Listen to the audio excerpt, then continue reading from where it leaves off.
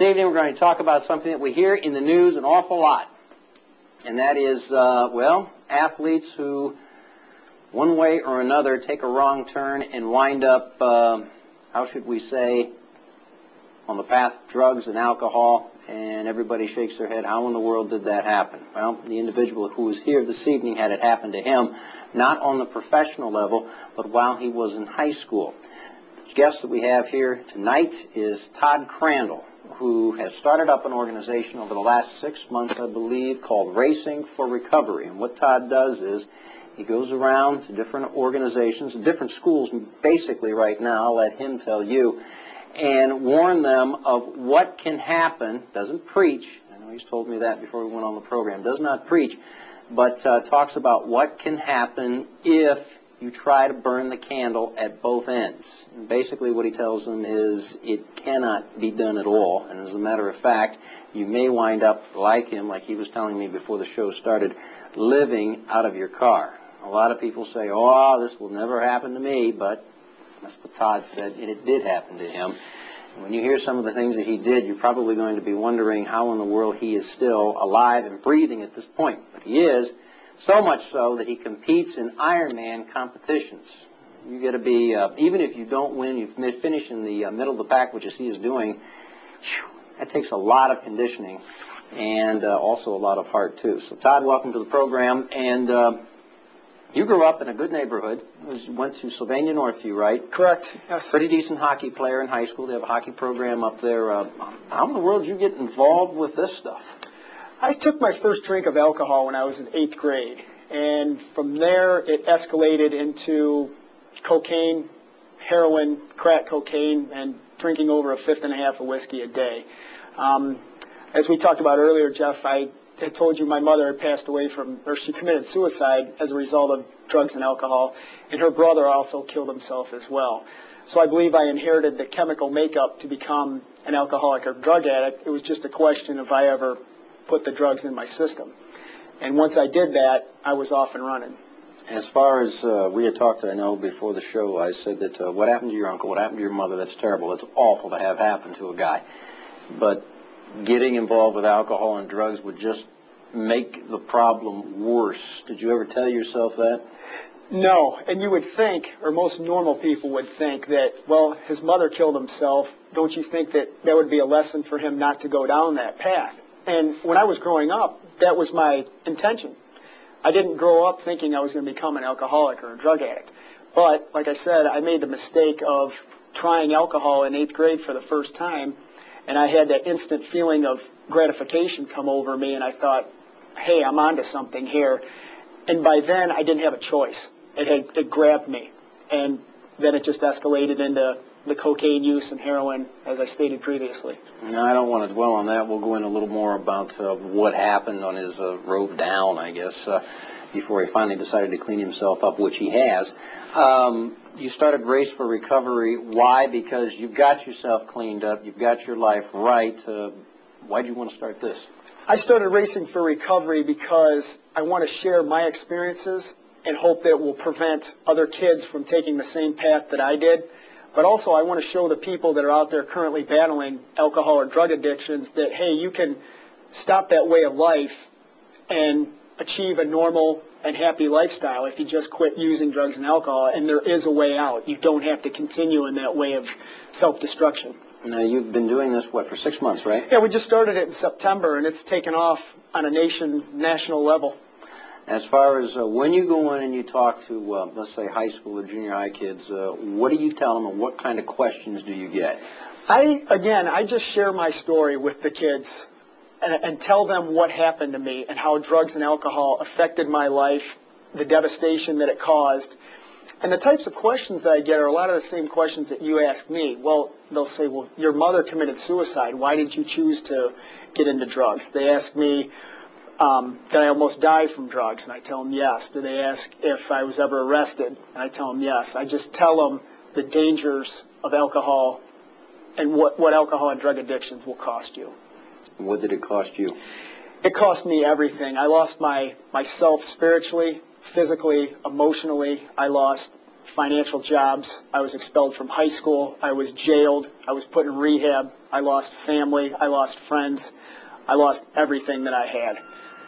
Now, as far as you said, you tell them your story. So I guess we might as well start off with, you said it started in junior high and then progressed how? I started drinking in 8th grade.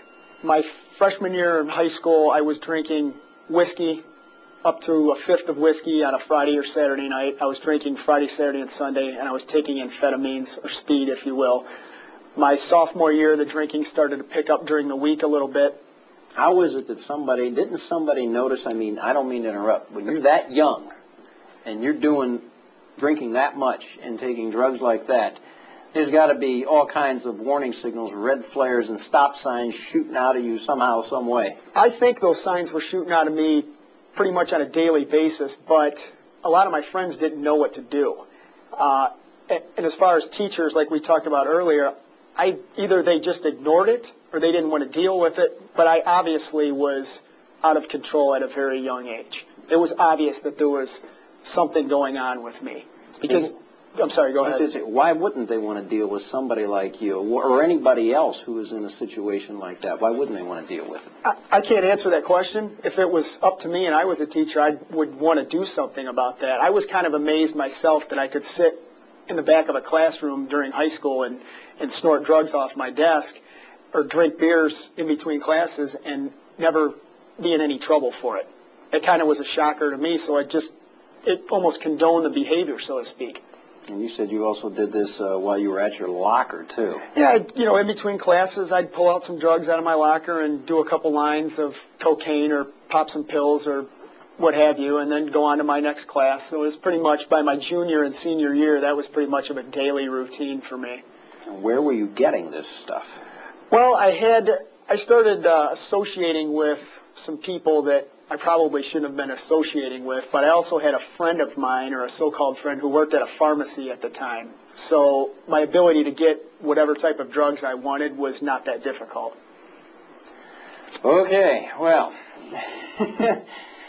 like I said, it's a wonder sometimes, people who do what Todd did at a young age actually survive. We will come back, continue on with more sports talk, and Todd Crandall, Racing for Recovery, and we'll do that in just a moment. We are talking to Todd Crandall, who is the founder of Racing for Recovery. That is correct, I would say? Yes, Racing it is. for Recovery, the founder. And what we're talking about, Racing for Recovery, is basically athletes or any individual who, for lack of a better term, was stoned out on drugs and alcohol to get their lives back where it should be, which is clean and sober, which is exactly where Todd is coming from. Now, he's been clean and sober for how many years now, Todd? It'll be 9 years on April 15th.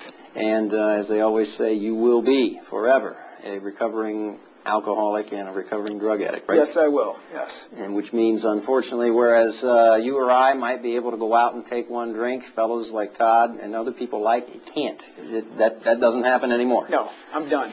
And I guess you look at you now, healthy, a guy who competes in triathlons, which takes an awful lot of conditioning, weightlifting, running, biking, swimming. Heaven knows, you were a hockey player in high school, which also takes some athleticism to play. I want to know how in the world you're in high school and you're playing high school hockey, you're able to compete. And you're a goalie stopping shots, too. Yes, I get asked that a lot. And I don't have a specific answer other than the fact that I did a lot of drugs and I played a lot of hockey, and I somehow managed to play fairly well. I never drank before I played hockey, but I did a lot of cocaine and a lot of amphetamines before I played. So it wasn't like I was delusional out there. I was more intense. And by no means am I saying to anybody out there to use those to participate in any athletic events. I'm just saying that's what I was doing at the time in high school. I asked you earlier before we went on the air, what is it like, I guess, to compete in an athletic event stoned out of your mind? To me, it had become such a way of life that there wasn't a difference between being sober or being straight for me. I was just so accustomed to that way of life that it didn't seem to be a big deal for me. Okay. So I'm sorry, I can't really answer that. I was just going to say, I always thought, if you're playing in that kind of a state that I would think you would black out. Evidently, though, you said that the drug makes you as alert as 10 black cats. Yeah, when you're on cocaine, you're very alert. You're aware of your senses. Your senses are more intense, so to speak. So it's not like you're delusional like when you're under the influence of alcohol. So I was able to play and function very clearly and normally under the influence of cocaine and other amphetamines. We were talking here off air, and again, as I made mention, Todd here looks as healthy as anybody, but how bad did it get? It got really bad for me pretty quickly, Jeff. As I stated earlier, it progressed to a level of drinking over a fifth and a half of whiskey a day, coupled with 3 or 4 grams of cocaine per day, heroin, crack, Valiums, Quaaludes, marijuana, acid, anything I could get my hands on. I used to vomit blood a lot in the morning. I used to call it my morning puke, and I'd get up and I would throw up blood because I was having stomach problems. I can remember a time where I was taking so many pills and I was actually getting sick and throwing them up into the toilet and then sticking my hand in the toilet and pulling them back out and trying to ingest them again. And this was when I was 16 years old. So that's my point. I started drinking at 13, and by 16 it had already progressed to a level, as I just was explaining. And it wasn't fun.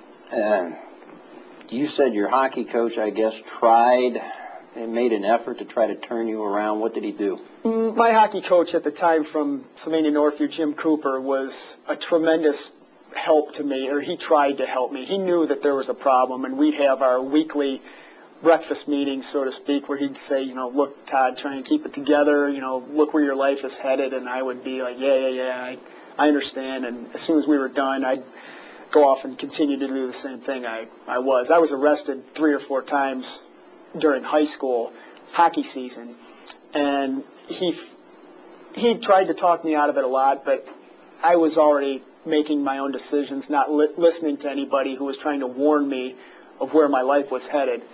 I didn't really want to listen to anybody, but I appreciated him trying to do that. What finally, I guess, was the brick or the last straw, the brick that hit you in the head? Whereas if I don't stop doing this, I'm going to wind up in a graveyard, for lack of a better term. Well, there was a time where I welcomed actually living in the graveyard. I just figured I was destined to end up like that, and it got to a point where I couldn't distinguish between living and dying. To answer your question, my addictions carried on for 13 years up until I received my 3rd DWI. I had been drinking for 3 or 4 days at the time and taking a lot of other drugs. Was arrested for my 3rd DWI, and that's when the light switch came on, and I said, enough is enough. I don't want this way of life anymore. And that was it. And I knew at that moment that I was going to make it because I was choosing to stop for myself. I had tried many times previously to that to stop to save a relationship or to avoid going to jail. But this time I wanted to stop for myself so I could have a better life. And that was it. You must have been were you able to fool a lot of people? I fooled a lot of people for a long time. But then after a while, the cat was out of the bag, the jig was up, so to speak, and I really didn't care if I was fooling anybody or not. It was a serious problem, and by that point, I wasn't really trying to hide it. I was just trying to maintain my habit. As far as, I guess, when you finally decided that, okay, this is it, I'm not going to do this anymore, I'm going to clean up my act, how easy or how tough was it? Well, I had to do some jail time. After I got sober, I had to go to jail for about 45 days. I was without a job. My credit was shot. I didn't have an education. So I was facing a very upwards battle. But I was fine with that. I turned it all into a positive. I said, I'm going to go to jail. I'm going to learn from this experience. I'm going to do my time, and I'm going to come out of it a better person. It's all going to help me in my recovery. I attended Alcoholics Anonymous meetings and Cocaine Anonymous meetings daily for the first 2 years of my sobriety, and that's all I focused on, was just getting my sobriety taken care of. And then it just started progressing. I wanted to go back and finish my college education. I graduated from college. Ironically, I'm a pharmaceutical sales representative, so I sell drugs to physicians now instead of taking them myself.